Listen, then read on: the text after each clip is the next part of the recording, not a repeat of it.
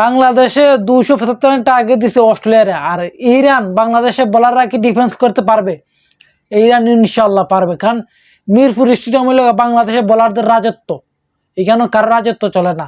আর Iran defence করে match জিততা Bangla wash করতে চাই অস্ট্রেলিয়ারে। এই ম্যাচ জিতার সাথে সাথে বাংলা ওয়াশ করতে চাই অস্ট্রেলিয়ারে। আর আজকে বাংলাদেশের ব্যাটারদেরকে অসাধারণ খেলা খেলছে ইদানিং। বাংলাদেশের ব্যাটাররা খুবই ভালো খেলতেছে, যাই কোন না কেন খুবই ভালো খেলতেছে। ওই জন্য মুস্তাফিজও কইলো যে আমরা কেন ব্যাটিং করবো, তাসকিনে কেন ব্যাটিং করবো, তোমরাই ব্যাটিং করে শেষ দিতে ভাই। সেই কাজটাই আজ করছে বাংলাদেশের ব্যাটাররা। আজ দেখো প্রথম ওভারে উইকেট গেছে সৌম্য সরকার, এরপর তানজিদ তামিম 19 রান করে আউট।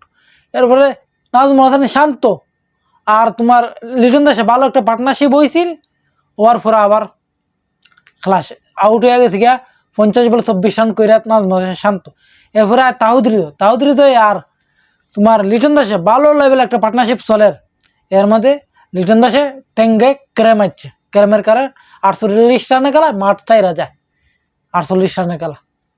এরপরে তোমার মুসাদ্দেকে আর তাহিদ হৃদয় একটা অসাধারণ একটা পার্টনারশিপ দিয়ে এমনি তোমার মুসাদ্দেক করে 51 বলে 56 রান, আর তাহিদ হৃদয় 88 বলে 83 রান। আজকে তার 100 হওয়ার কথা আছে, কিন্তু তাহিদ হৃদয়ের তার ফেভারিট শটে সে আউট হয়ে গেছে। তার যে এটা ফেভারিট শট, মানে মিডিলে তার যে শটটা দেয় এটাকে তার ফেভারিট শটে সে আউট হয়ে গেছে।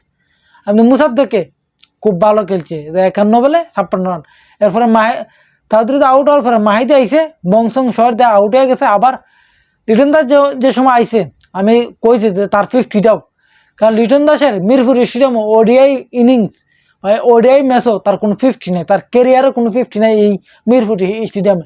আবার পরে সে 50 মারছে, 58 রান করছে, 78 বলে 58 রান কইরা সে ম্যাচ শেষ হয়ে গেছে, হবার শেষ হয়ে গেছে।